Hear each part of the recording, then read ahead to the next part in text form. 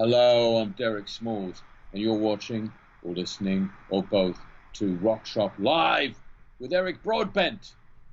He's the Bent Broad. You're watching Rock Shop Live, brought to you by Stewart Travel Guitars. See the incredible stowaway travel guitar at stewartguitars.com. Microphones for Rock Shop Live are provided by Rode Microphones. Now, for Music Gear Network, here's your host, guitarist Eric Broadbent.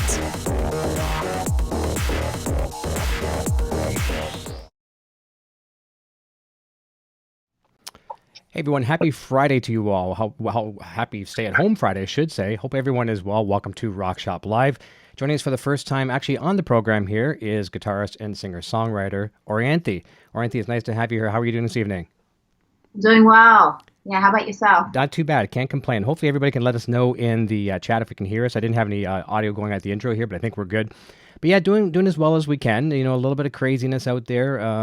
First and foremost, so I got to say thank you. I know I'm sure you'll agree as well too to all these fine men and women, doctors and nurses and first responders and volunteers, hospital staff, all these people that are fighting the good fight for us and taking care of those obviously in need. So thank you for that. And hopefully everyone's taking these things a little serious and staying home and staying well so we can get back out and back to business as soon as it's safe. Absolutely. Yeah, there's definitely all those people that are putting their, life on the line, Certainly are. So yeah, we've been working on this show for quite some time to get you on here. We were talking to you in late 2019, and then you were working on some new record material and things like that as well too. And then we started talking early 2020, and then of course now because everyone's at home, it makes it a little easier for us, all of our schedules to align and things like that. So I really appreciate you accommodating us as well. So we'll have a lot of fun guitar discussion tonight. We'll be talking about some PRS, of course, and your career and just a lot of fun stuff. We've got a bunch of people jumping in the chat as well. A lot of your fans. Obviously, we're going to have a great audience tonight. Thanks to your fans coming over here, and your team over on social media sharing stuff has been great. So thank you on that. Over in the chat, we've got Ladybug. Louis Villarreal is here. Let me see. Mark Taylor is here. Let's continue down. We got James Severin is here as well too. Sean Close, David B.B. Benfield, Brad Miller, AZ is in the house. Let me see. Six String Brian is here as well too. Let me see here. David Bowman is here. There's your Jen. Jen Rogers is here. Jen, I love you, Jen. How you doing? Yeah, she's really doing a great job on social media over there. Edward Spade is here. They're the best, actually. Joe and Joe Corman and Jen Rogers, they do an amazing job with my Twitter and everything. So great. Keep up the good work. Jack Clark is here. Scott Roos. Let me see here. I hope I didn't miss anybody. David Bowman. I may say these names twice, but it's better to say them twice and not alone. Bearded Blues Dude is here. Rob F. is here. Let's continue. I'm going to go down towards the bottom. Edward Crane is here. Mike Griffin is here. Oh, this is a full house for sure.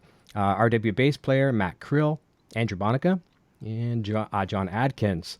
Man, we got a full house. Brad Bolin is here as well, too. Jimmy Biter. All right, we're getting down to the end. Daryl McMillan. We're almost there. So tell us a little bit about how, now that you're home all the time, how are you dealing with? I mean, it's probably nice to have some downtime, but most creative people don't like to be idle for too long. How are you dealing with it, and what are some of your daily routines like right now?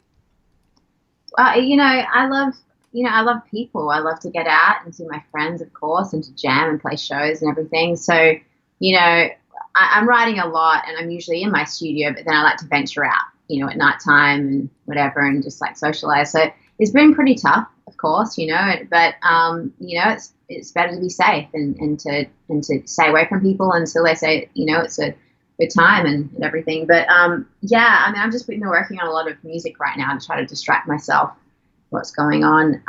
I probably have a new record by the end of this, because I already made my brand new record with Marty Fredrickson in Nashville, 28 days. I got it all done.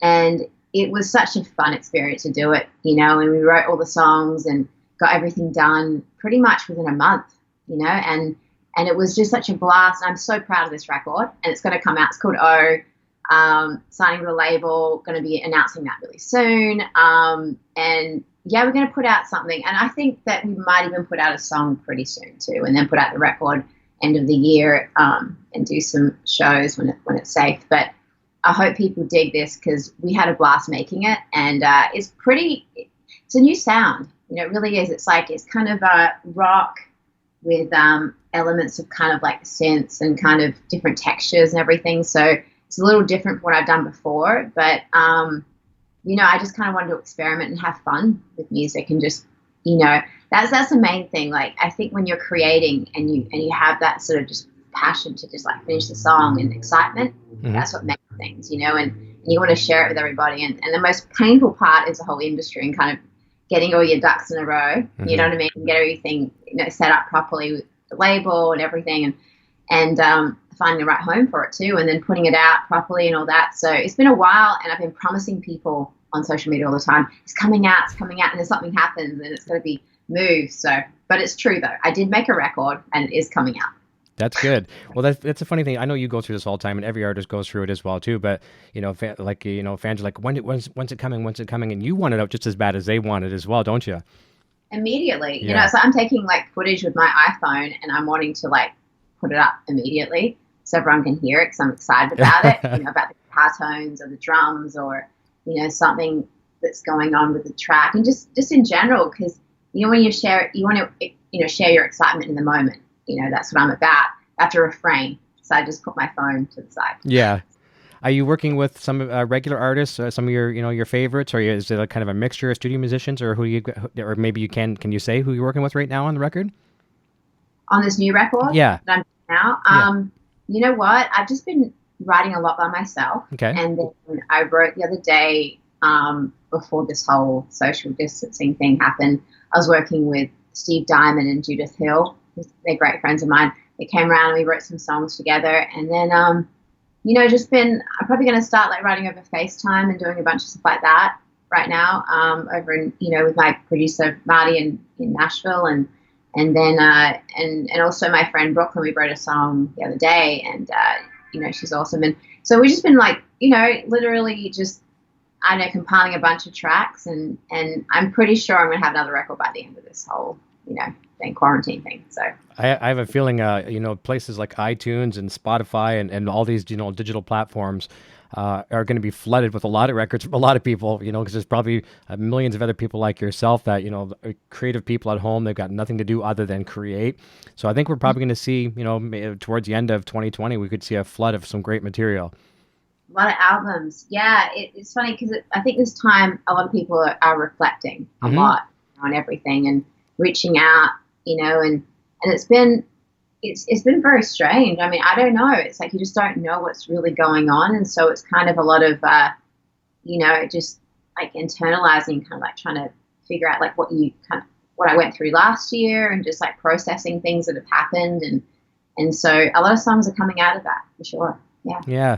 Well, one thing I enjoy here is the past guests I've had, and yourself included tonight too. I've had probably about 6 guests over the past while since all this has really gone crazy, and it's nice to see, because people look up to you guys. They love you as an entertainer, and they respect what people, whether it be an actor, actress, or a musician, or a famous sports player.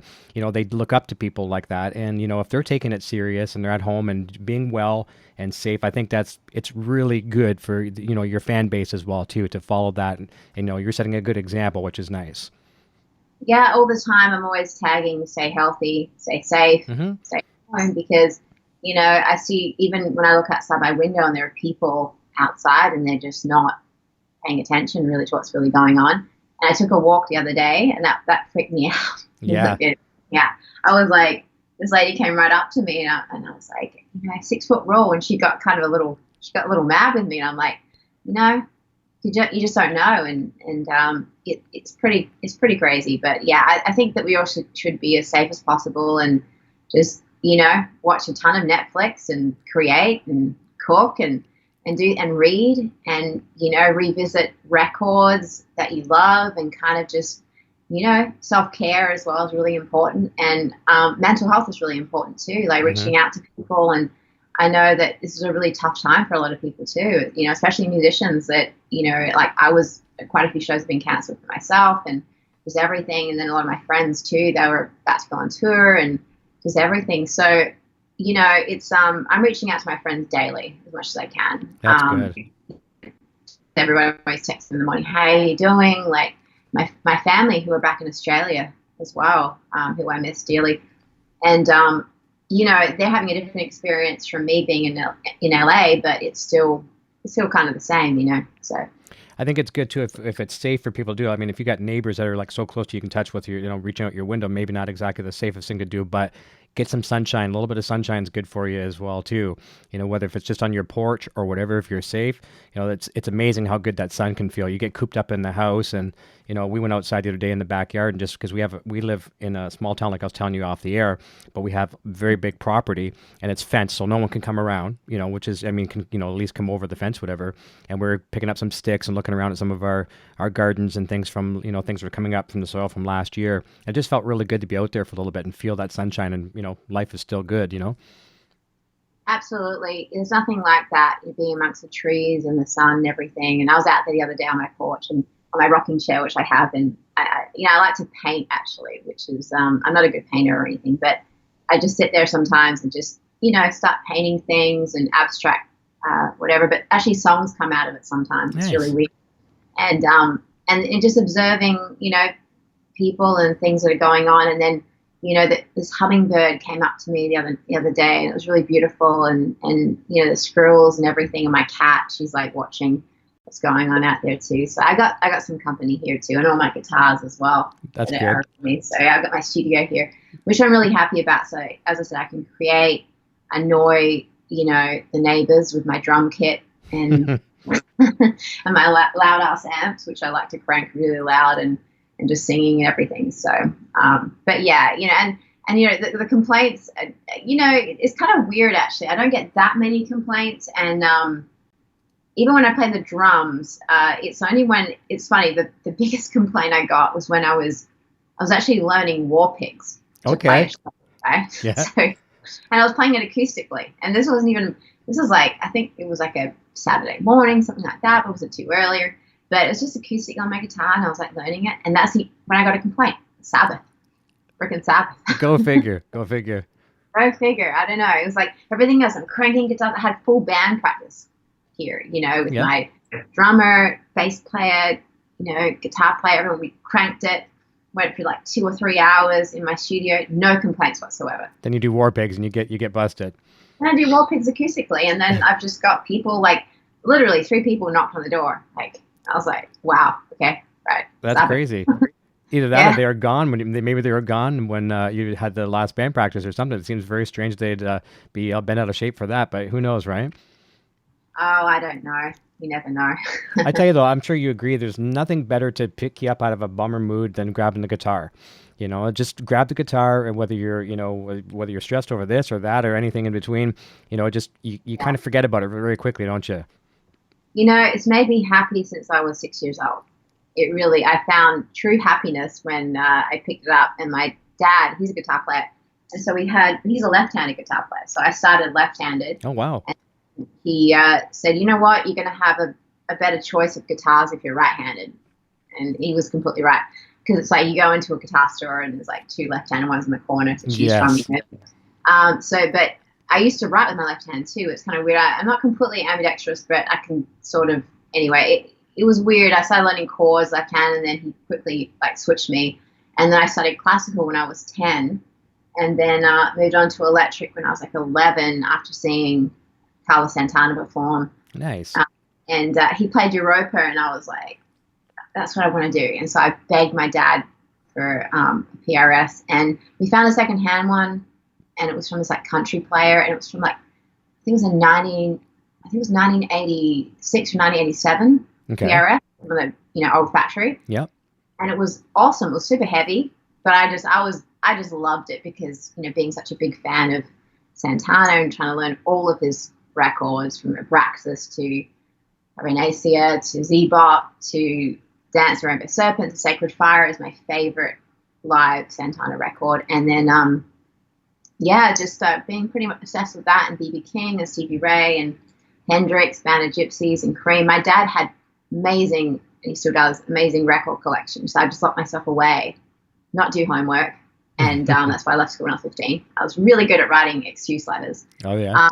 And just diving into that, and then quit school, played in a cover band 3 nights a week, and started writing until I was about 18, 19. And then I I made a record actually when I was about 18, and I did it myself at home, and I sent it out to a bunch of people, and I got a record deal with Jimmy Iovine. So just literally sent it out to everybody. I got a ton of rejection letters, ton of them. And then, you just go, okay, all right. And then, but I was just so I had this vision. I told everybody that I was moving to America and I was going to buy a Cadillac. So I had to do that. Did you get one? Yeah. You got one? Yeah. I got an Escalade, which was from a rapper, actually, and I could never park it. It was really awful, actually, and that's why I don't drive anymore. That's a big vehicle. Gave me anxiety. I got it, and it was just massive because I loved the sound system on it. Okay. And I was trying to Interscope. I figured there's rappers. I got to fit in. It was really bizarre, the situation, but because I'm a huge fan of Elvis. The Cadillac thing. Okay, of course, yeah. Well, who doesn't like Elvis, right? I know. That's awesome. why I have the J200 here. Is I'm with Gibson Acoustics now, and it's that beautiful J200.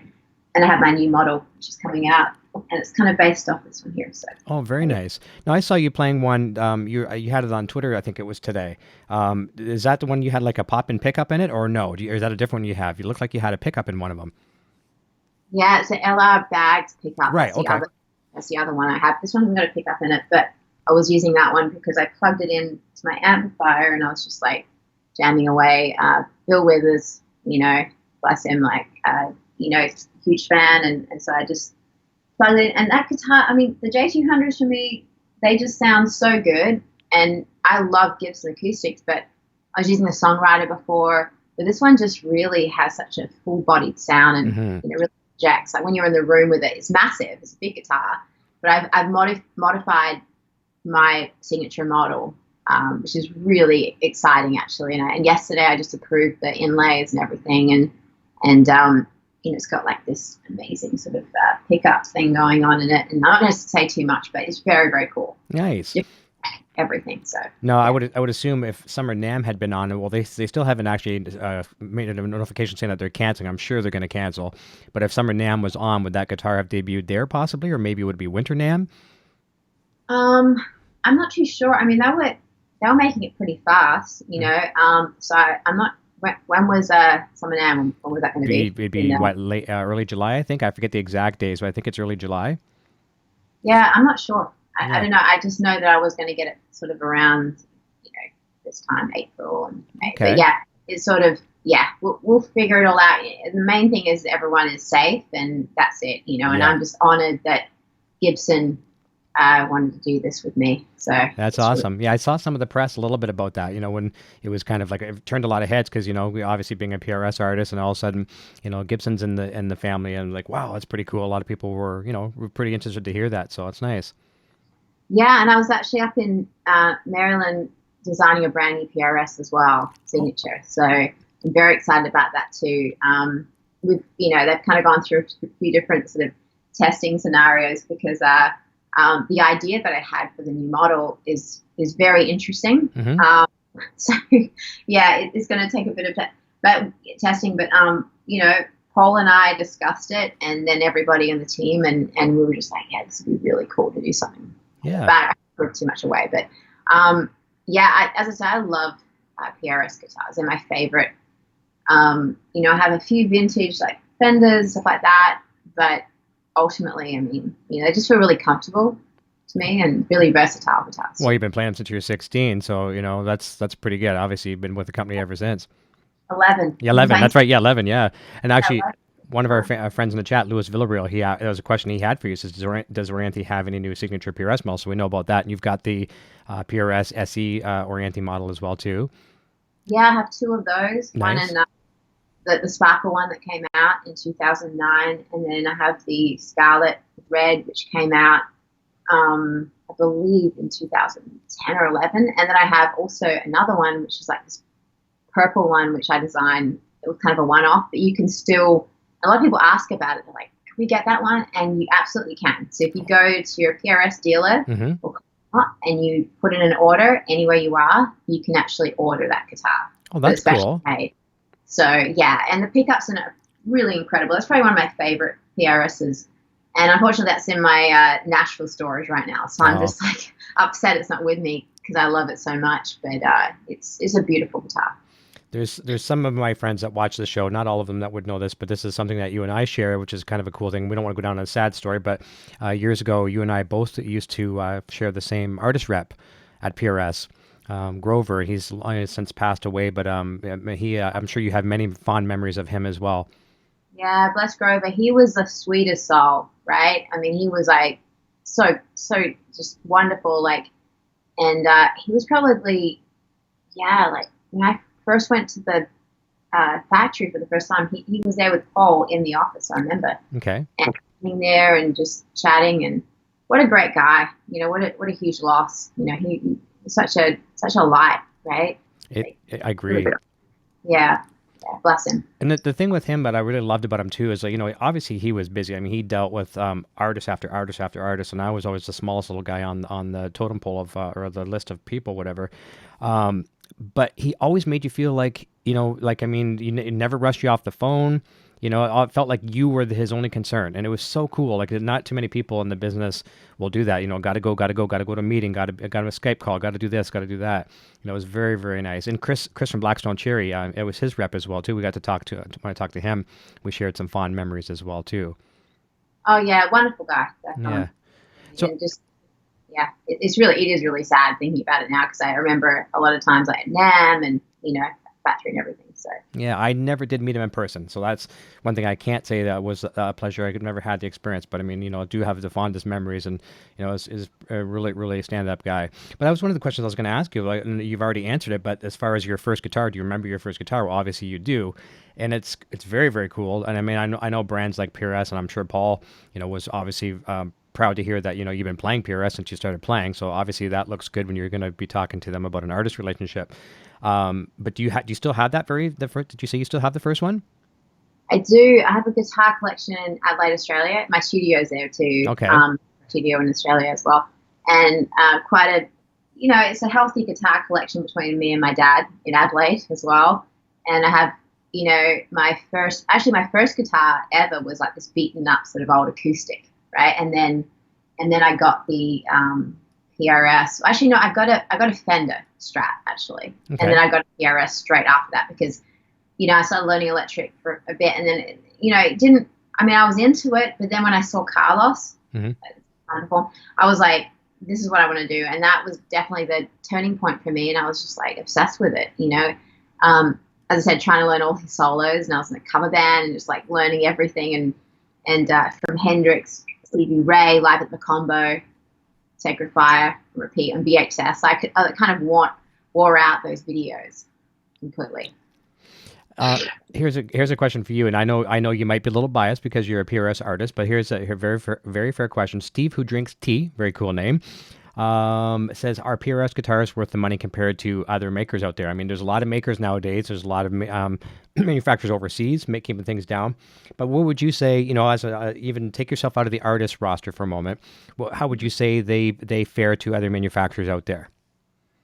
Oh, yeah. I mean, they're just such quality guitars. They're pieces of art, you know, and whether you want to spend $600 on an SE or you want to spend $5,000 to $10,000 on a, you know, whether it be the Dragon model or the Custom 22, 24, they're all really made very well. And with Paul, it's all about quality control. Like he has such a passion for building the guitars. So does everyone in the factory. They're all guitar players in the factory. So, you know, when I had my SE model, I would use those SEs on tour, you know, and they just sounded amazing. They would sound as good at some time as the $5,000 guitars. So I would say absolutely, you know. Yeah, good. Very fair answer. And here's a question, and I'm pretty sure the answer will be yes on this one. This is from Coots13, and I know for a while, maybe you still are, you were endorsing the EVH line of amplifiers. Are you still with them? I'm not. I'm actually with Orange Amps now. Okay, nice. Yep. Yeah, I love them. The Rockaverb Mark III, I just fell in love with, and it sounds so fat, and it really projects, but it doesn't have kind of this sort of I don't know, the static tone to it, you know, and I sort of felt that, you know, you can really dial it in really well, and it sounds great in the studio. It sounds great live. So that's what I'm using right now. Okay, very cool. We've been in talks about a signature thing too. Well, I hope that happens. That's awesome. I do have a signature covering to it. It's a gold snakeskin. Okay, that's cool. Which is very cool that they did for me, and I'm very grateful because I'm all into, the whole regalia situation. So, yeah. His question was, do you like EVH? I'm pretty sure it's safe to say that Eddie Van Halen is a bit of an influence somewhere in there, or do you follow Van Halen much? Yeah, absolutely. He's incredible. And, when I had to learn the Beat It solo overnight, when I got a call from Michael Jackson, I dove completely into the whole, Eddie Van Halen thing. But, to be honest with you, I wasn't really like a big sort of like tapper or shredder or anything like that. I'm more of a blues rock player. So when I got that call, throw myself into that sort of world, I was like, and it was weird because I was like, I can't fill the shoes of any of the, Jennifer Batten or Eddie Van Halen. It was pretty crazy. So I'm like, I'm just going to do me and be an artist about this and not kind of have the mindset of I'm trying to, step up to these incredible players. So I did my own sort of take on the Beat It solo, which I was like praying the night before that Michael Jackson would like it. Mm-hmm. And and he did, and he hired us all that night. But I hadn't ever been that nervous in my life, I don't think, playing that solo for him. And he was like sitting there, and it was insane. It was true. Like they dimmed the lights, and he was like sitting there in front of me on a couch, and they cranked it up, and then the band were behind. I was like, literally, I couldn't feel my legs. And I was like, how do I play guitar again? Like, it was that moment. It was pretty intense. Yeah. Well, I saw the video today. I think I might have shared. If I didn't share, I think I did share this one on Facebook today, where Michael was having like the full blown rehearsals, stage, the whole works of wherever, whatever theater it was, whatever Coliseum, whatever arena, and you're doing that one. You're doing the solo, and you pulled it off great. And the notable thing I saw was no Floyd Rose on that particular PRS that you were using. So I mean, keeping that in tune, doing some decent dive bombs, and the guitar stayed in tune, and I think you nailed it. Oh, thank you. I appreciate that. I actually did have a PRS with a Floyd put on at the Alice Cooper tour later on. But for that, I just used the standard 24. Mm-hmm. 24. It's cool that you mentioned Jennifer Batten, too, because she said to say hi to you. I was talking to her last night. We're helping her with some video things. But I said, hey, I've got another Michael Jackson alumni coming on the show. And so she said, make sure to say hi. So hello from Jennifer as well.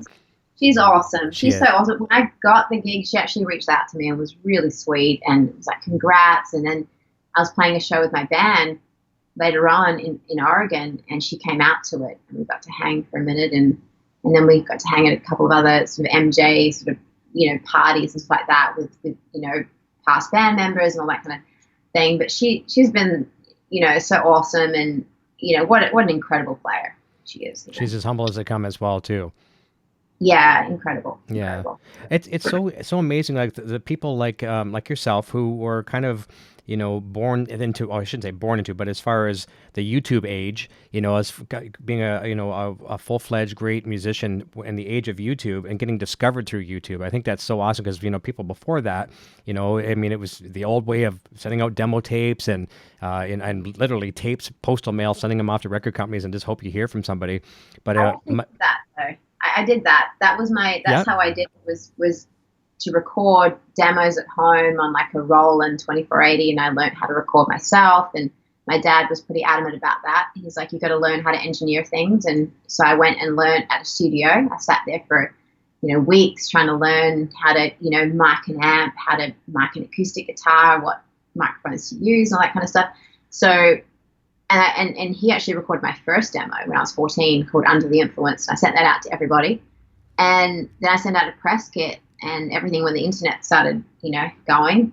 And I think it was, when was it, 99, I think it was, when I did 98, I'm not too sure. But yeah. And then I just sent out press kits. I would mail it to people and, just, as I say, got a ton of rejection letters. But then, when I was, sent it out, when I got to NAMM, I just saved up enough money, and flew over to NAMM and with my mom and my sister, and would, come out and, would just sort of, kind of just throw my press kit everywhere with my CD and try to like, thank God I had really supportive parents. Like they were so supportive. And then my mum would just be like, okay, we're going, I booked a flight, we're going to NAMM again. And so just kept on going and demonstrating in the PRS booth and just, that got me a deal, I think the third year in.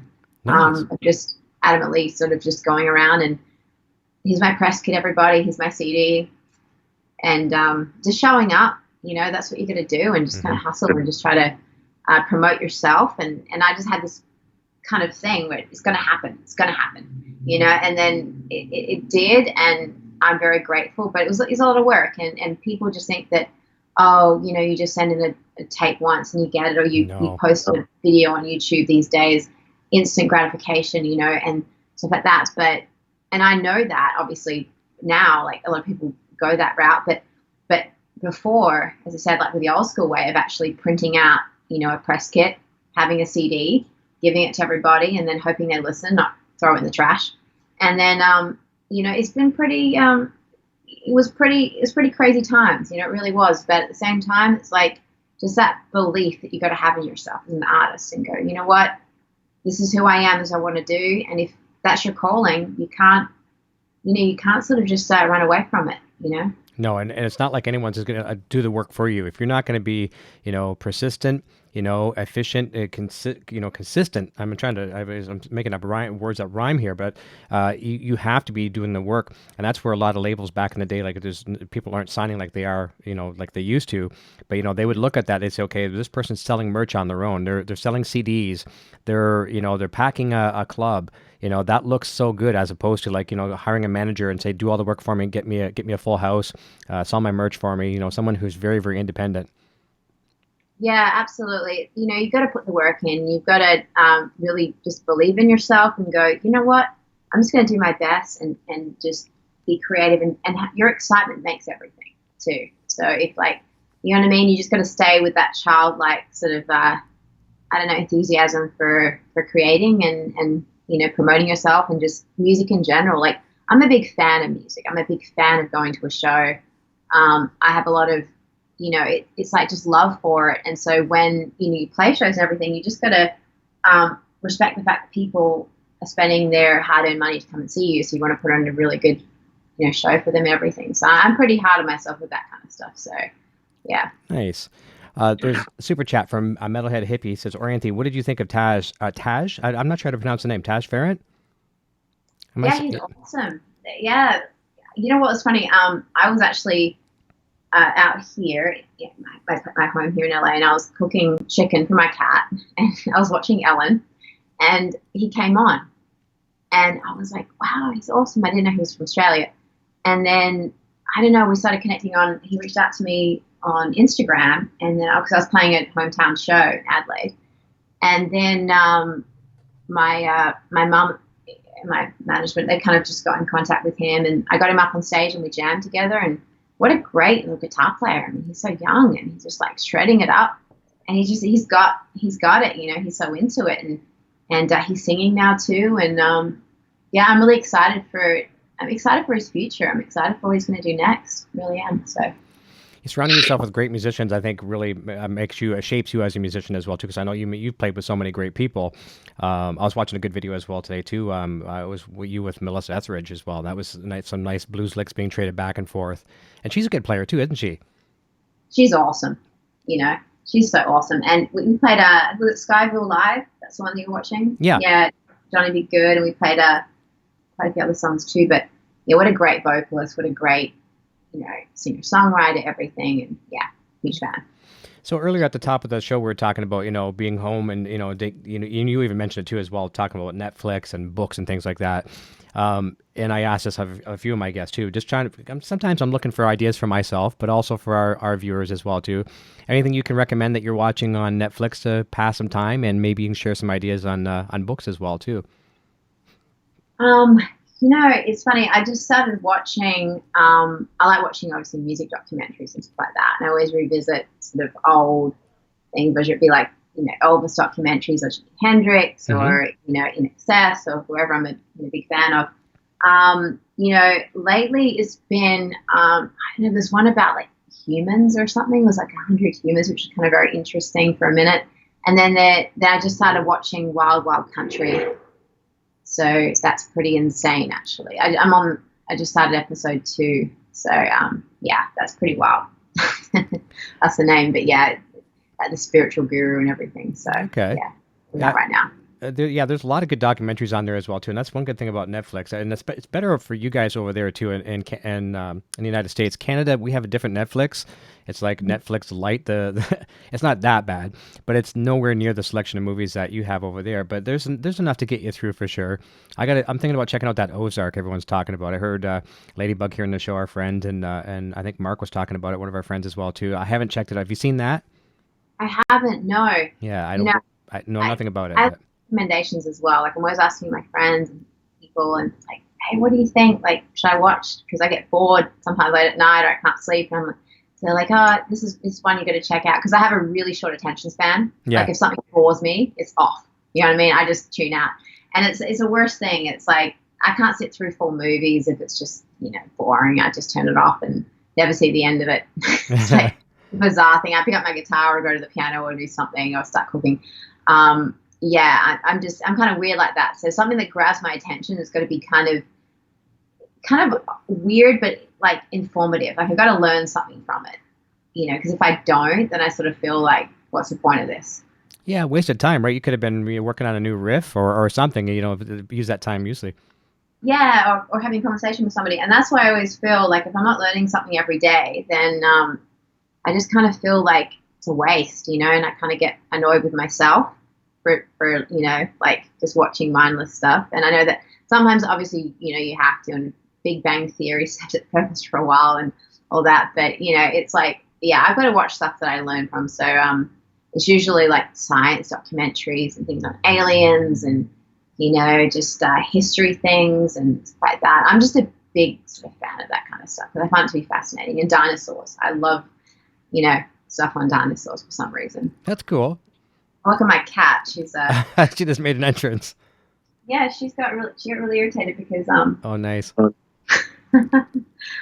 She was like eyeing me off before, going, "What's going on here?" So she wants some attention too. Join the chat. Very nice. Well, you mentioned cooking there a moment ago as well too. Is there anything creative you can share with our audience as far as, because sometimes like even today we had a grocery order come like delivered. We don't go out anymore. And we were very thorough about bringing stuff into the house and isolating it for a while, stuff like that. But is there any tips that you can to make the best of the food in the kitchen, and any creative dishes that like I don't even know how, like if you like to cook, but you said sometimes that you do to break the monotony. Anything you can share for advice there? I love cooking. That is definitely one of my passions. And I was going to do like a crazy sort of cooking show, but unfortunately with this whole like social distancing thing, my assistant was going to come over and start filming it, and we're going to do that actually. And it's going to be pretty crazy. I'll have guests. I have some of my friends on the show, some of my artist friends, and we might jam afterwards. But I'm predominantly like a plant sort of based eater. Like I do eat fish and everything, but I made a really good curry the other day with halibut and everything, and stir fries with like this really good tofu noodles. And I like to make healthy versions of things, all the time. And I just cook so many random things. I mean, I'm half Greek, so it's in me to cook. You know what I mean? So if people come over, I'm feeding them. Yeah, it's just in me. It's like, you've got to eat more. And I cook way too much stuff. And I have people over. It's like this Viking banquet, which I put out. And everyone's like in a food coma by the end of it. Well, that's great.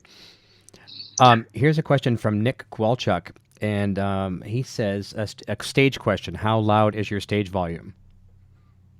I have it pretty loud, but I don't face it towards me. Mm-hmm. So my poor like guitar player Neil or my bass player sort of get it. So I won't lose my hearing.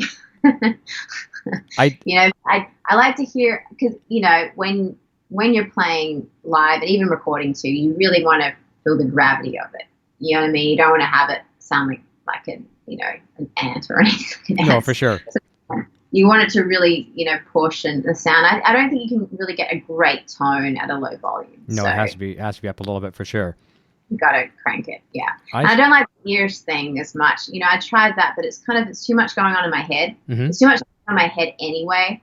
That, you know what I mean? It's like I can't have that. Like, you know, it's like jamming into your brain. So I always, if I got to use ears, especially it's good for vocals actually. When you have a good mix, to have one ear in, mm-hmm. you know, the other out, so you can hear the ambience of the room and everything, and the band, and just feel the energy of everything. You know? Otherwise, it's like you're in the studio, which is weird, you know. I agree with that. If someone has never used in-ears and they've gone their whole life, I mean, that's the way to go. Just hearing your amplifier on stage. Other people got into the game really early with in-ears, and they can't go without them. So it's, you know, different strokes for different folks. Yeah, mine's right in the middle, because when you have a mix, it's great, you know. And I in 2010 I had an incredible, you know, monitor guy that just dialed it in perfectly for everybody, you know, and I played like these huge festivals in Japan and everything. And thank God, because it was so crazy with the setup and the changeover, that when you have the setup done right, you can hear everything. It's the same setting. And so, you know, for me, it's about just making sure that I don't go too off key with the vocals, because if I hear something that's like overtones or whatever, you can get a bit crazy, and then you cringe when you watch back the YouTube videos. Everyone has their phones out, so these days, you know. So you just got to. For me, it's just kind of just a reassurance there, and just controlling the situation. Yeah, I saw one of your outdoor shows at NAMM. I'm not sure if it was 2017 or 2018, but you know, when you do the like the special event nights out in the courtyard and stuff like that. After NAMM's, you know, they close the doors and it's all the stuff outside. And I remember, because I was right close as well too, so I would have heard it if it was blasting. I don't remember it being overly loud, so it was a good mix, enough that you would obviously be able to hear it, but it wasn't blasting anyone even near the front of the stage. So probably a decent volume. I didn't offend anybody. No. That's good. No, that was good. So let's go back just for a moment, just to Michael Jackson for a second. You know, having Jennifer Batten on the show as well too, playing with Michael for quite some time. So you did all the rehearsals and everything with him, and then sadly he passed away before the tour ever happened. Was that correct? Yeah, we were just like a couple of days out of leaving. We had our tickets, we had our apartments, condos, everything ready to go, and the craziest thing was that he was so ready to go too. Like, he was so excited and everything. It was just out of the blue, and for us to sort of digest it, for it to sink in, and just kind of, because he became a friend too. Mm-hmm. You know, not only like he's the most incredible entertainer in the world and everything, so it's just an honor to be around him for quite a few months. But we just, you know, he came in the room, and we just got sort of used to him being around, and just as a friend, and as someone who we just like looked up to immensely. And so really, it was a great loss to the world, but you know, everyone that was there, I mean, it was really sad that day, you know, really, really sad. And then it kind of continued on, and I was thrown into promoting my album straight away, you know, because I'd finished my album prior to joining Michael. I hadn't told the record company actually that I was rehearsing with Michael. I just did it. Okay. You know, because it was funny. We were waiting on the release date of the album, all this kind of stuff, and then it was just like, okay, and I got a call. I was working with Diane Warren, actually, when I got the message through MySpace from Michael Bearden, who's a dear friend of mine. He's like, hey, Michael Jackson just checked out your videos. You come in and, you know, play for him.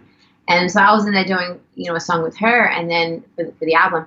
And then, you know, I got the gig, and I didn't tell Ron Fair, I didn't tell Jimmy Ive, I didn't tell anybody, Interscope, right? And they found out because Kenny Ortega went in for a meeting and said, I've, you know, got one of your artists working. And then I got a text message from Ron Fair going, I just heard that, you know, and so it was like this whole thing. And then when he passed, it was just so traumatic for everybody, but I didn't really have that much time to sort of grieve over it. And I was just thrown straight into, you know, promoting my album. And so it was pretty tough. I got to tell you, waking up at 6 a.m, playing the Beat It solo nearly every morning on radio and through a little cube amp, and just, you know, reliving it.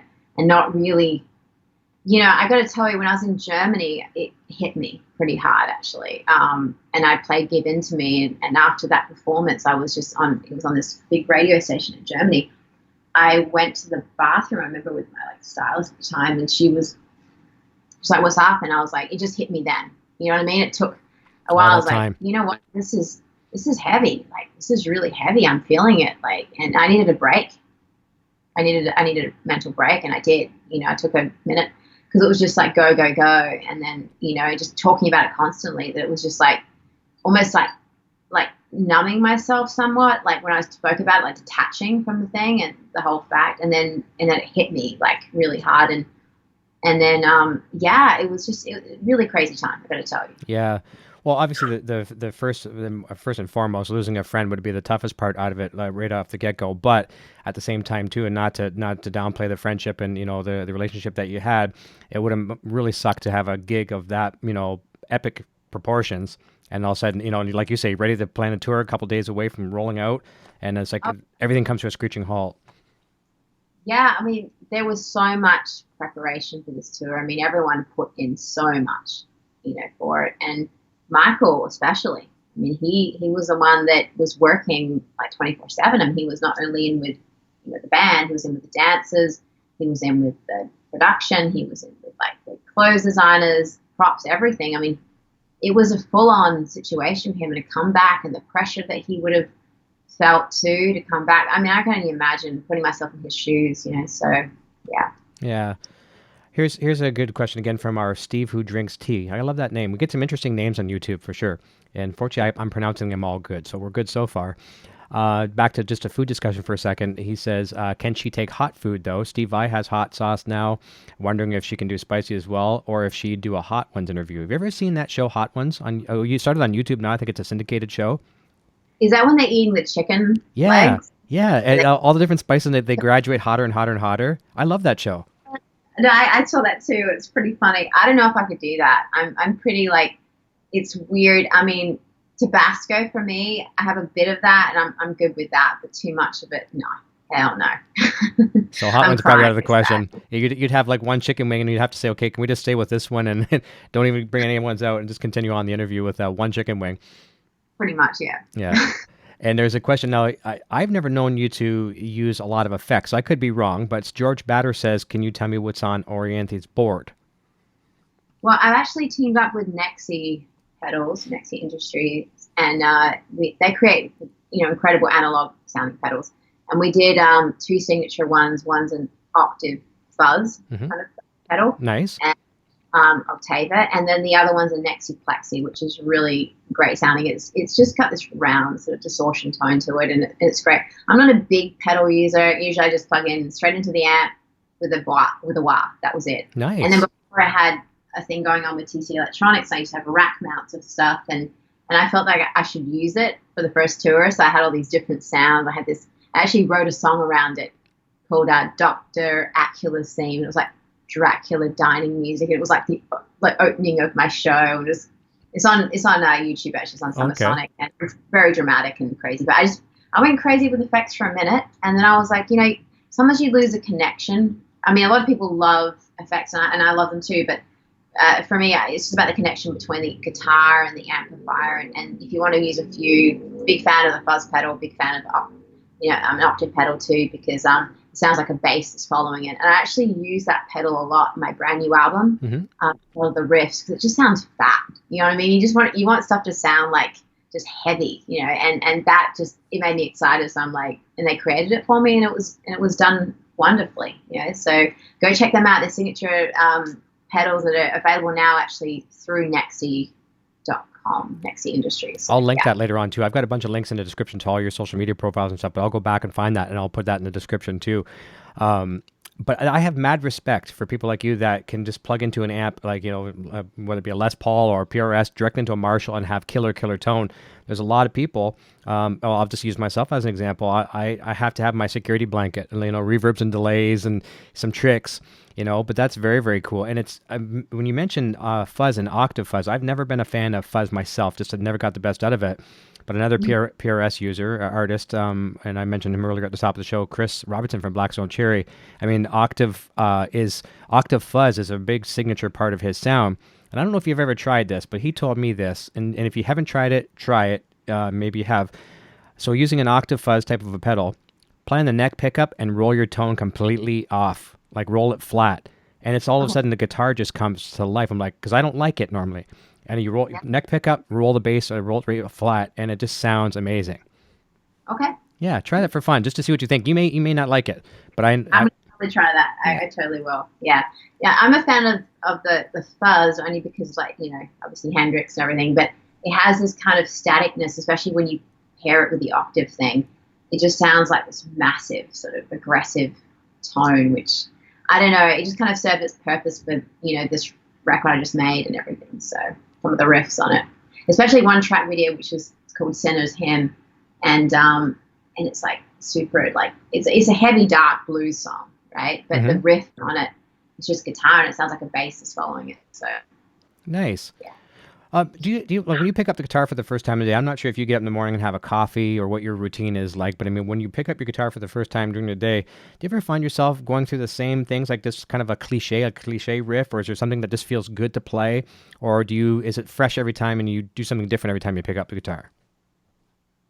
Lately, it's always something different because, unless I don't know, like, I like to listen to a lot of different records and get inspired by, different artists, stuff like that. But if I'm in this mode right now that I'm in, which is creating new songs and different things, I'm picking it up not to just like practice, but to search, So it's like this kind of searching mode I'm in.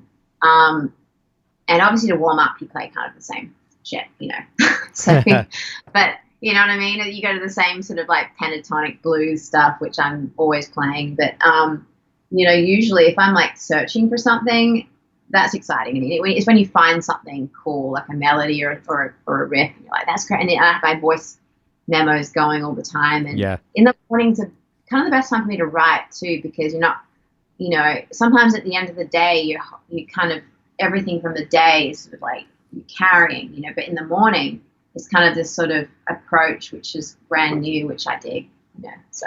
Is it coffee first though? Oh, hell yeah, about 5 coffees in the morning for me. Yeah, I'm pretty crazy with my coffees to the point where I can actually feel my neck pulse is going. Really? Then I know I'm good. Yeah.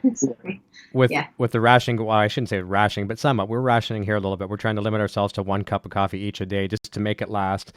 We have one of those Keurig machines, and so I like McDonald's coffee, McCafe, so I have the little Keurigs, and they taste pretty good. But limit 1 a day. I'm wound up like a top anyways on a normal day, so I don't need to drink too much more coffee. Yeah, I'm so obsessed with coffee that it's really bad actually. I have quite a few coffee machines here, and a few in storage too. Like I like to have my selection. Sometimes it's a French press, sometimes it's a Keurig, sometimes it's a brewing situation. And then I had the espresso, which is, my storage right now. But yeah, I do. And my mother one time, she came over and she's like, she watched my kitchen. It was like, 5 different coffee situations. She's like, this looks like you have many issues. And I'm like, well, that's clearly I do. But it's like, it's like, you want to have selection. And that's, something I look forward to in the morning is just getting caffeinated up and, getting out of that haze of waking up. It's all good. Your mom coffee, then guitar. Yeah. Sure. Your mom goes to the kitchen and she thinks she's at Starbucks. Oh yeah, she's like, "You got to put some of this stuff away." And I'm like, "Why?" Here's a question from AZ. Now, we had one of somebody that you worked indirectly with when you started working with Alice Cooper. He says, ask her about her experience with Alice Cooper. So, Damon Johnson, he was on our show a while back, and then he left the band, and you came in. Is that correct? Yeah, love Damon. He's so awesome. He's a great singer, great guitarist. Amazing. And it was crazy. When I got the gig with Alice, I had like a week to learn like 25 songs, right? And I was like, sure, I'll learn them. And then I listened to them, and it was like so orchestrated, all the parts, that I had a mini breakdown. I'm like, how the hell am I going to learn this many songs? And so I called Damon, and Damon was a huge help to me, trying to learn all the parts and, sort of to retain it, because it's like, you just got to kind of dive into that world. So I literally told my friends, I can't speak to you guys for like 7 days. I'm out. Mm-hmm. Like, I'm learning. I'm in Alice Cooper world. This is what's going on. I got to prepare to be an irritable zombie. I've got to learn all these songs and, like go over the parts. And then Damon actually flew out and sat with me for a day. Because I think that the hardest song for me to sort of retain all the parts for was Halo of Flies. It's like a 9-minute song. It was like Zappa, right? And all the different time signatures and the parts and everything. And so he came in. And when I joined the band at first, Steve Hunter was playing guitar. Okay. So that was incredible. Like I turned him up so loud in my ears, because his phrasing was so beautiful. And for me, that was just a wonderful thing to hear him play every night. And then he left, and Ryan Roxy came in, and he's an incredible player too. So with Tommy Henriksen and Glenn Sobel and Chuck Garrick, and they're family. They are. They're my brothers. We speak to each other, every few weeks or whatnot, check in and everything. Nice. And Alice and Cheryl and Calico and everyone. They're just, they're beautiful people. I had an incredible experience with them for, I think, like 4 years, something like that. So. Something I admire about Alice a lot, too, is he's not the type of a person where, okay, look at me, I'm the lead singer, and these are just my hired guns or whatever. He really wants everyone to have that spotlight as well, too. I mean, he's done it, obviously, with you, with Nita, obviously with Damon as well, too. Like, here's a guitar player. Focus on the guitar player. This is a guitar hero. And he wants the other members in the band to have that same spotlight that he has. Definitely not like the LSD, lead singer disease, it's all my show kind of thing. Even though it's his show, it doesn't feel like it. No, and Alice is he's in the same mood every day. Alice is like one of those people where 100% on stage, right? And then he's just in the same mood, plays his golf. He stays on the bus with the band. We all stay together like a family. Nice. We're playing poker after the show, He's winning all the time. But, and the snakes, someone stay on the bus too, and have the pythons on the couch, and it was a wonderful family environment. It really was. It was really good times, fun memories, and Alice and I would stay in the back of the bus at the lounge, and everyone would stay in the bunks, and we just got up, had coffee together. Sometimes jump in on his radio show. He thought it was funny because my accent, I'd be reading freaky facts because no one could understand what I was saying, most of the time. So he thought it was hilarious. But yeah, it was just a good, as I said, and he gave me so much great advice too and everything. But on stage, it's such a show that he shows off everybody that's a part of the show, whether it be, Glenn, who takes an incredible drum solo, to, whether it be Chuck, who plays great, amazing bass, and then Tommy Henriksen, and then Ryan, everybody. So everyone had their spot, and he's very much, as you said, about highlighting everybody and everything. So, and that really just it's a lot of energy. And he's just such an incredible performer that he's just so in that zone. You know what I mean? Like when he gets on stage and he's got the swords and everything, you just got to dodge them because they're real, you don't want to get decapitated or stabbed. So, yeah, that was kind of another thing. It's like learning the parts and then trying to dodge the swords. Oh, boy. Yeah, thank goodness there's no accidents. Yeah, absolutely. Sure. Yeah, and I believe that somebody did get stabbed and got a few stitches. But yeah. Oh, wow. At least yeah. So you're getting a show when you go see an Alice Cooper show, and it may not be what you think. Yeah. Yeah. One time I was taking a solo and there was a giant confetti cannon behind me, right? Okay. Yeah. And it was behind me as I was taking the solo. And then the monitor guy was like, "Oh, you got to move out of the way." And he was trying to signal me, because it would shoot 30 or 40 feet, this confetti cannon, right? It was about to go off. I'm soloing away, taking and so I moved just in time because that would have been a really bizarre sort of situation to go to the hospital and have confetti. Yeah. So yeah. You'd be like, what the hell is going on here? But yeah. I would never put these two singers in the same sentence, but they were going to be in the same sentence for this sole reason that, like I just mentioned about Alice, really nurturing people's careers and really want people to be out in the center. Billy Idol's another example. He can captivate your attention and he'll hold your attention for the whole 90 minutes or 2 hours, whatever a set may be. And of course, you got Steve Stevens in the band, another phenomenal guitar player, but he's always showcasing his people, and it's really, really cool. Instead of just, I can't give you an example of the opposite, but there are a lot of bands out there where it's like, look at me, and it's nice to see that unified where everyone makes the band. Oh me, yeah. Yeah. No, and that's the thing. It's that's the beautiful thing, as I said, about Alice, and it's all about just the whole show, its entirety. So.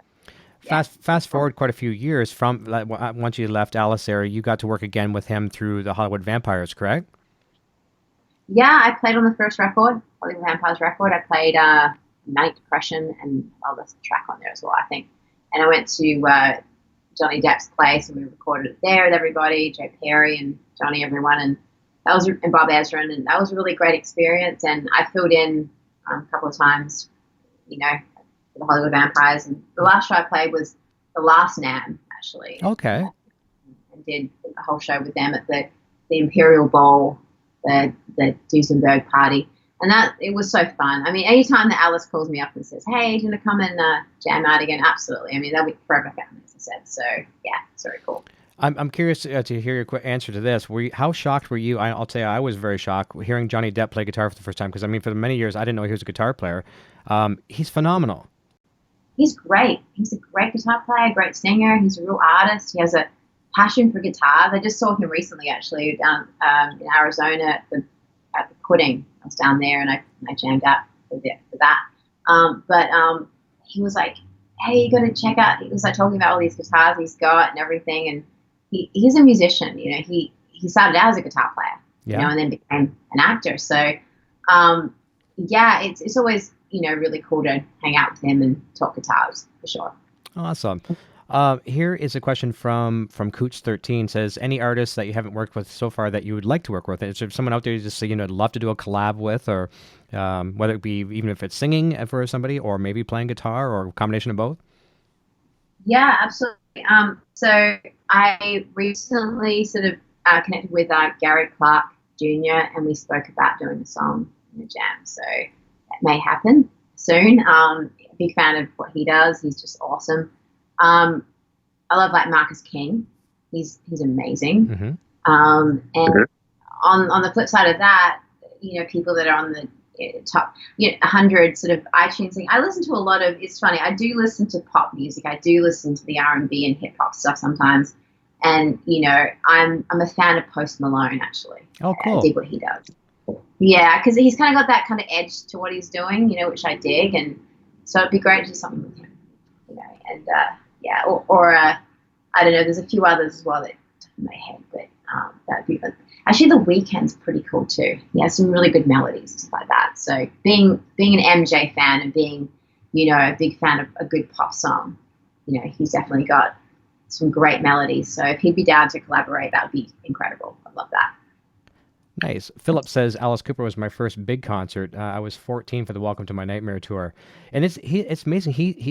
I mean, he's aging, but he certainly is not slowing down. No, never. I think he ever will. I mean, you know, ever. And he gets all these, you know, the young kids like you know, you're a young kid somewhat to him when you started playing with him. And probably he has more energy than most people in the band, I bet you.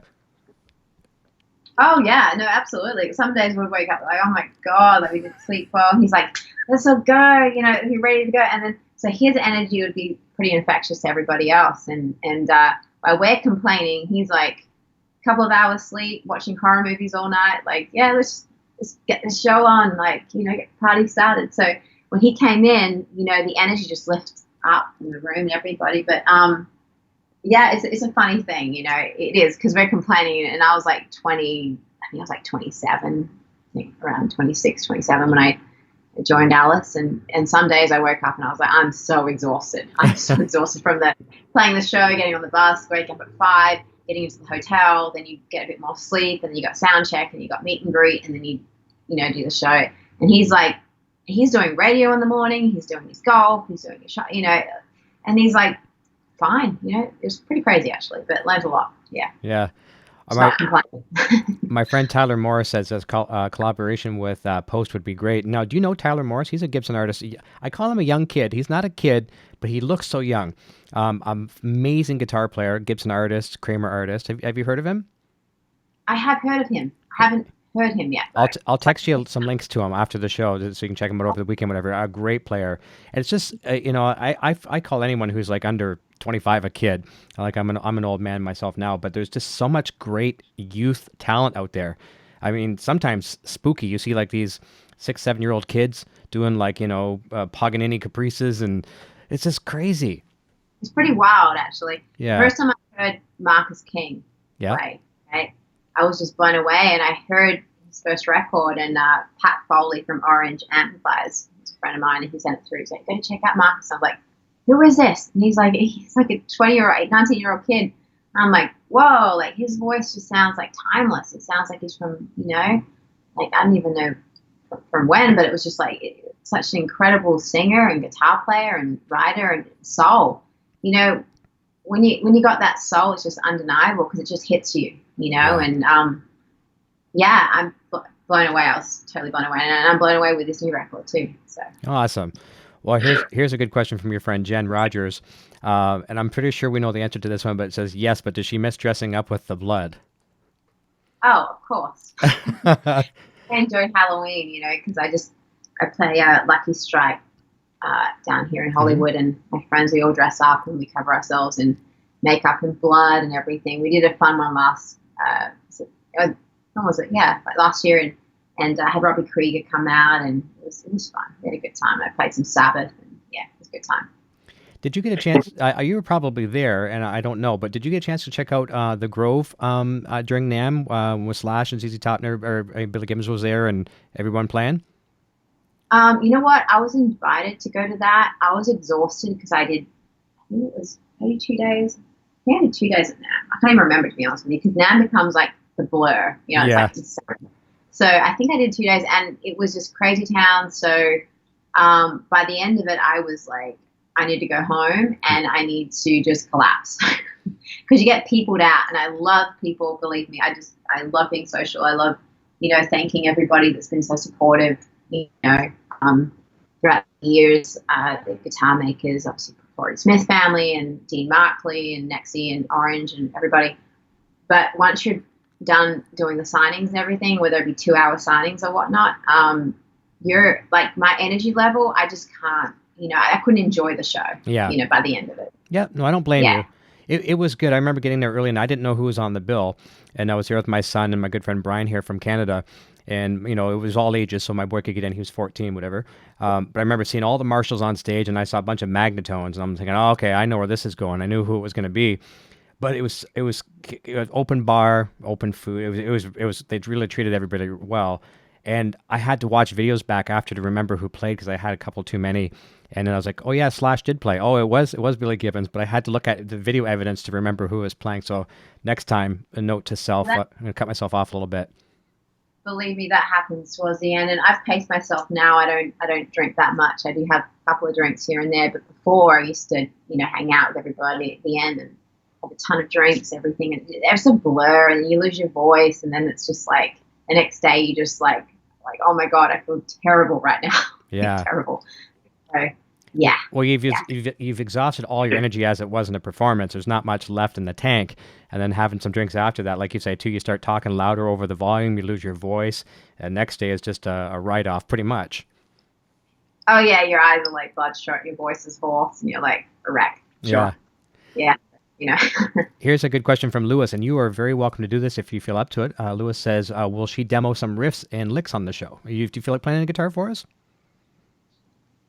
I haven't got everything plugged in right now. So I just got my, No problem. But yeah, I would have, if I had my amplifier, I'd rule that in here. No, sure. No problem. I'll do that later on Instagram Live. How about that? That's totally fine. No, that's totally fine. And you, speaking of which, I don't know if it was Instagram or it might have been Twitter. I don't go on Instagram as often as I should. Like, we've got different accounts on there, and I got to be more religious on that. But I use Twitter a lot more, so I see a lot of your stuff on Twitter.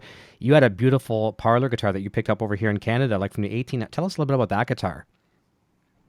Yeah, I met this guitar dealer. He came into the I think he's a friend of Bob Rock's, actually. And so he came into the studio when I was making the last record I did. So he came and he's like, I have these guitars from 1800s, and he brought it in. They're just beautiful. And he had kind of, revamped them and everything, and sort of made them sound really good, because obviously the intonation and everything is a lot of work. And I bought 3 of them, and I gave one to my dad, and I have a couple in storage. And they're just great for textures and everything, for when you're recording and everything. They just have this really distinct tone to them, and they're really cool. I mean, the fact that they have so much history to them too, like antiques and everything. Mm-hmm. So that's why I was like, and they're not that expensive either. They were just something pretty special. So I bought them in Vancouver, and I'm not too sure where he got them from, but as I said, I got 3, and they're rad. They're awesome. Nice. Very nice. Now, here's a question you kind of answered already, but this is from Orianthi fans. This is from Joe Corman, I think it is. I apologize if I'm saying that wrong, from the Orianthi fans account. Can you ask Orianthi about any injuries on the Alice Cooper stage? So other than, the odd sword thing you're talking about, did you have any personally yourself, like any, twisted ankles or anything of that nature? Exactly. I had a twisted ankle. Yeah, I had like a fracture actually in my ankle. And that happened because I was in Russia. And what happened, I was running out to the bus to get some berries and after sound check because I was hungry. And I remember I was running because there was this kind of, I don't know, this fan that was a little eccentric. He was covered in glitter and kind of like a clown. It freaked me out because it looked like from a horror movie. Had this guitar in the snow, and he got past the gates and he was running after me. But I was in these hills as well, so I was in the snow, and then I just took a dive, before I reached the bus. Went over my ankle, and that was not good. So that evening, I could feel it. I was like, "Oh my God, how am I going to get through this?" So being in Russia and the lovely fans giving me lovely Russian vodka. So I had a couple of, I'm not going to lie, I had a couple of shots before that show, and I was like, I'm going to get through this. I'm not going to tell Alice that I think I've broken my ankle, which it was a fractured, sprained ankle situation. Jeez. It grew by the end of the evening. It was like purple. I have actually a couple of photos of it. I found it the other day, and I was like, oh my God. And it was like, I just packed it into the boot. And then afterwards I was sitting on the couch and everyone came in and they're like, holy crap. And I was like, yeah, this happened. And it was just about getting away from this person who I think was pretty harmless, but just the way that he was carrying on was a little concerning, with the glitter and the guitar and the clown makeup and running towards you situation, I guess the only thing you could really do is really just tape it up with some tensor bandage or whatever and just tough it out. But yeah, a couple of shots here and there and get you through the night. How long did it take to recover after that? It took a minute. It was hard getting the boot on. No, but I mean, was it a couple of weeks or something like that before the pain kind of went away, or? Oh yeah, that's what I'm saying. It took a minute for the pain to go away and the swelling to go down too. For me to put my boots on every night, to play, it was a painful situation for a minute. But it's all rock and roll, as they say, and you just got to get on with it and play. And I played with a broken finger too before, so.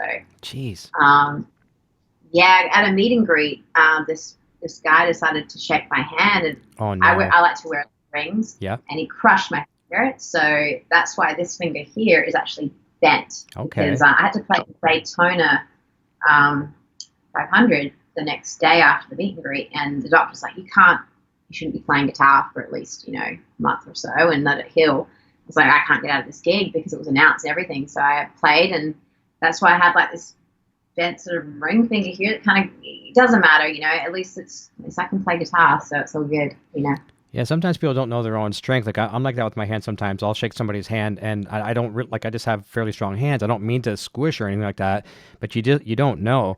I remember back in '98, I think it was, when I met Eddie Van Halen for the first time. It was a meet and greet.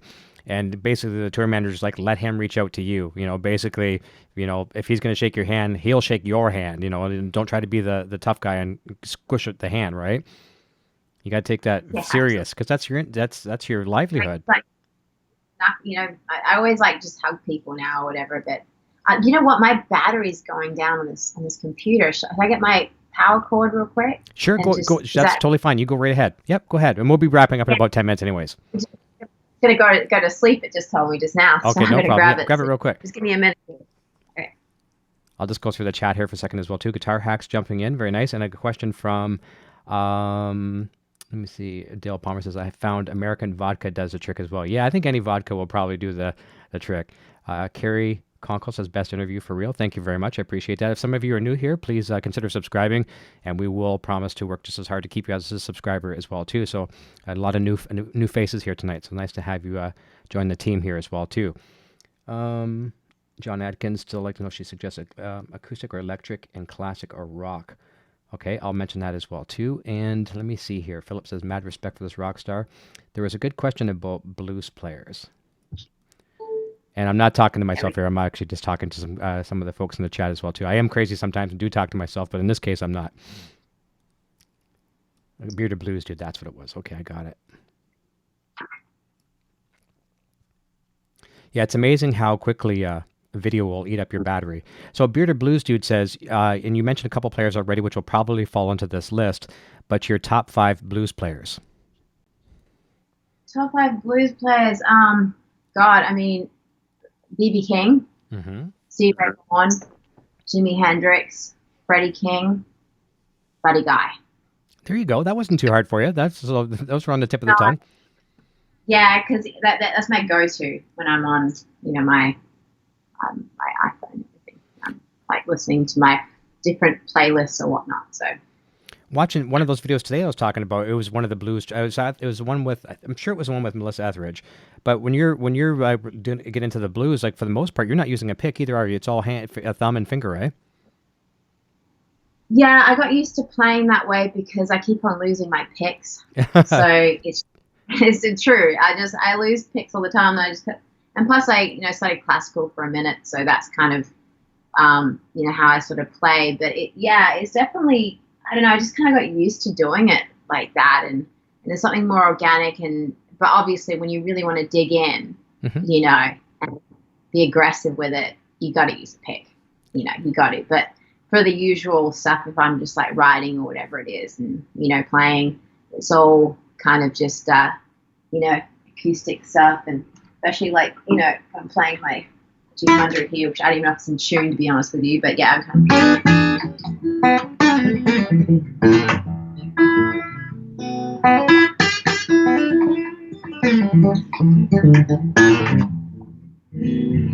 it's kind of in tune here, but yeah, I'm usually just playing like just it's easy. I like that because, and also the mellowness of it as well. Like obviously being a big Santana fan and everything, he uses his Wes Montgomery, and I'm a big fan of Wes Montgomery and everything. And it's like they didn't use picks as much, and Carlos does, but kind of goes back and forth. It's when you want to get those kind of sweet notes and the blues and everything like that.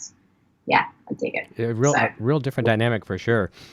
Here's a question from John Atkins. Says, would still like to, so maybe John asked earlier and I might have missed it, says, still like to know if she suggests acoustic or electric and classic or rock for a young girl to learn. There's probably no real, what would you say? What's your advice there? Acoustic or electric or classic rock for a young girl to learn? Well, I think that it's really important to just go with what music you're listening to. So, otherwise you get bored with it and you won't continue learning it. And for me, I went to a lot of different teachers, and they kind of irritated me because they told me how to hold a pick, they told me what to learn, and I was like, by the end I was like, you know what, no, I'm just going to sit with the records and learn the stuff myself, because stuff that makes you excited. So if you have a song or a record or an artist that you love and you're listening to, try to learn that. So it could be on acoustic, could be on electric, whatever it is, but whatever you sort of gravitate to, whatever's going to make you excited to play the guitar. So if plugging in something is going to make you excited, and it's going to, it's going to make you want to put 2 or 3 hours or 4 or 5 hours in a night, go for it. If it's the acoustic, great, go for that. So, it's either or, but, and a lot of people say, oh, you got to learn the basics, but you can learn the basics on, electric too and everything.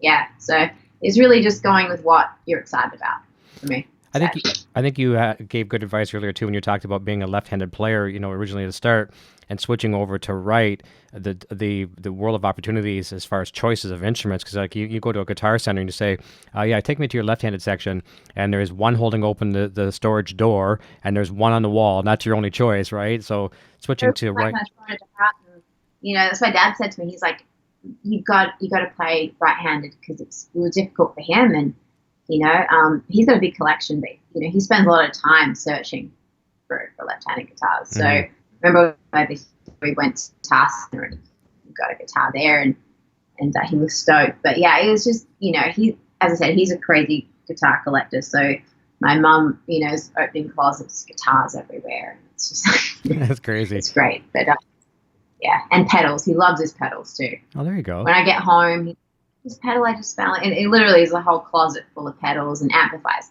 There's so many amplifiers he's always buying too. Like, check this one out, check this out. So, and I'm like, it's awesome. But even for me, it's kind of overload because he's such a gear head, and that's his passion. And I have a bit of that. I do have a bit of that, but for me, it's just like, it's something I dig and I love to play, and it's a little more simple for me because I'm more about like the songwriting aspect and all that kind of stuff. But I'm not going to lie and say that I don't like to be surrounded with guitars. So it makes me happy. Of course. I like to play more. My buddy here, Guitar Hack, he jumped in late. He was asking this question that you answered earlier about who you'd like to collaborate with. So I just mentioned in the chat, Post Malone would be a cool collab. as well too. So very, very cool. Orianthi fans says, Ladybug, she's the best, referring to you. So wonderful to hang out and always just so genuine, wonderful person. That's from Joe. So very, very nice. I agree. It's been nice to spend 90 minutes here with you this evening. Maybe as we close, just another piece of advice, because I mean, you're a great role model for, I've had this, I think you're the fifth or sixth woman I've had on the show that's, guitar centered, like guitar centric, guitar shredder, guitar extraordinaire. And it's great, a role model for young girls getting into it. It's just so nice to see, these role models out there. What would you, like you talked about earlier about being like the one that was always pushing out the demo packs and doing the press kits and all that stuff and doing everything yourself, very, very independent. Using that, plus, what other advice would you give to some youngsters, male or female, to get into pursuing a career in music? And it's tougher today, but what would you say just as a starter, maybe a little bit of advice to possibly have that success down the road? You just got to be really persistent. You just got to keep at it. You can't give up. People are going to like what you do, and some people aren't going to like what you do. But you've got to like what you do, and you've got to believe in yourself and go, hey, like, this is who I am as an artist. You want to, keep on creating. And if that's your path in life and you feel that's your calling, then go for it. And don't, if you get those rejection letters or you get those people that don't believe, there's going to be a ton of non-believers. There's going to be a ton of believers. It's finding the believers and surrounding yourself with those people. And I've been through many different situations, in this industry, and I've been playing since I signed my first management agreement when I was 14, my parents, and I've been, doing it professionally since. And it's a lot of changes, a lot of different managers come in, labels, situations, and I'm overseeing everything, I have a great team now and everything like that. But it takes a while, and you've just got to keep at it, and you've got to keep on creating. You've got to keep on putting stuff out there, and really, it's to serve people. When you're a musician, it's you're serving everybody else. Like you're entertaining people, but you're also, when you're creating songs, it's it's your stories, it's helping other people, and it's a lot of gravity to that. And if you take that on board and you realize your job is to help other people as an artist, it's to take people away from reality, to put on the show, and people pay for a ticket to come and see you. It's about giving it your all, whether it's a small club, whether it's a festival, whether it's I'm up there and jamming with some huge artists or whatever it is. It's always about escapism, and it's always about like putting on that show where people go, wow, that's really cool, and it takes them out of everyday life, because we all go through shit every day, right? We don't want to like go to a show and then be brought down by it. You want to be lifted up. That's right. It's really important to understand that, as an artist, you're serving people. That's your job, and to create, to be your best, and that is different every day, obviously, and but it's to be genuine. It's to write songs that you really stand behind. It's to, every performance you do is to be present.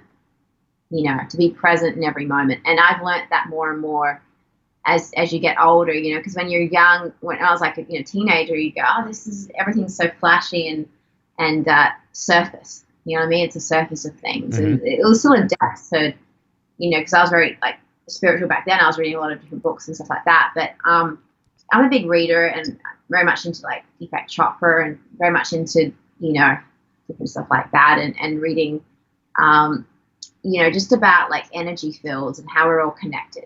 We are truly all connected, in this planet, and how music brings so many people together without barriers.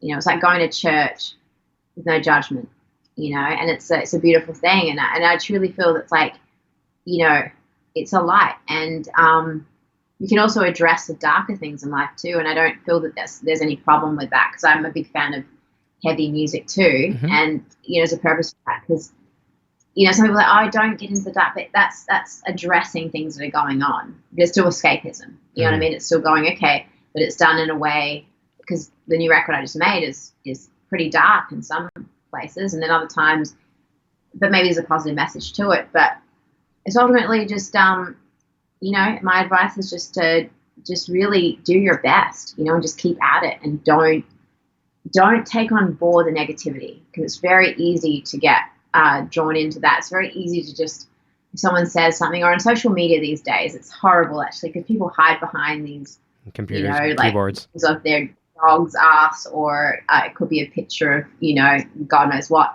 and they're like, oh, you suck, or oh, you're terrible, and that is like, or I hate, it's like, but you know what? They're not putting themselves out there. They're not, and sure, there's going to be people that don't dig what you do, and they should really go into the acts that they do dig, and not waste their energy on bagging what you do.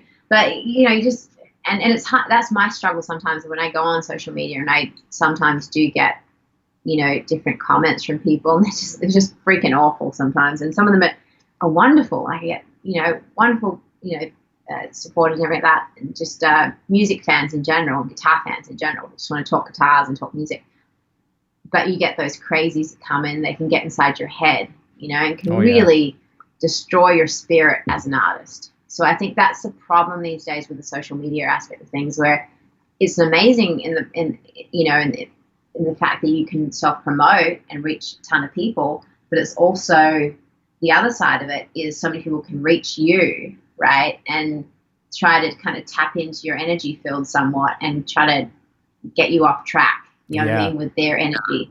Yeah. So you just got to kind of try to build a barrier up where you go, okay, cool, that person, okay, that's an opinion, cool. And I still struggle with that. I'm not going to lie and say, oh, it's just like water off a duck's back. But, I think every artist takes everything to heart because you want to feel everything. Yeah. So, yeah. And we always want to try to please everybody. And when you realize you can't, I think that gives you some comfort as well, too. You're not going to please everybody.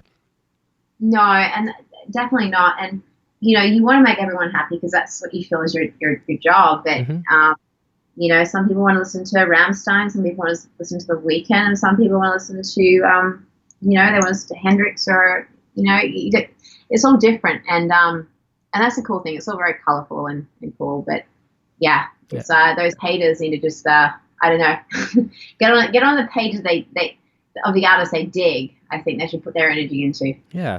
Well, think if they just use a slight little ounce of energy that they use to send something of hate, and just said maybe they're watching a guitar player and the guitar player is not good, maybe downright horrible, but you could I like the way you hold your pick. You have a really cool picking technique, and then just get that might be enough just right there to make that person smile, and okay, great, thank you, and they'll probably comment back and say thank you, and then just little tiny things like that. It's very, very contagious in a great way, and in the grand scheme of things, it spreads throughout the community, the guitar community. People are, the other YouTubers and people putting their content out there. It's infectious in a very good way. Absolutely. I mean, the thing is, I would say don't say anything at all. If you don't do something, you just go, okay, cool, great, whatever. Yeah. And but yeah, it's a hard thing for a lot of young artists right now that are just coming out and wanting a career in music, and they're just starting and they're posting stuff, and they get that sort of onslaught of whether it be positive or negative, and trying to figure it out. Because sometimes positive things, and this is the, and I don't want to sound like this like totally into the whole spiritual aspect of things, but it's like you just don't take anything personally, and then you're okay, like for agreements kind of thing. And I've tried to apply that to everything, whether it be positive or negative. It's like, how do you feel about it? And for me, it's like, I'm never completely satisfied because I'm always reaching to do better and better, or to create something better, or to play better solos. So I can be like satisfied in that moment, but then later I'm like, oh, I should have done that again. You know what I mean? Or even the show, I'm like, oh, that was special at the time. And I watched the YouTube videos back or something. I'm like, oh God, I could have done that better. And I'm always like, so yeah, it's better for me to just keep on moving, looking forward, opposed to sometimes I reminisce because it was cool and it was fun. It was the vibe, you know what I mean? And that's really what I hold on to is the vibe and the feeling.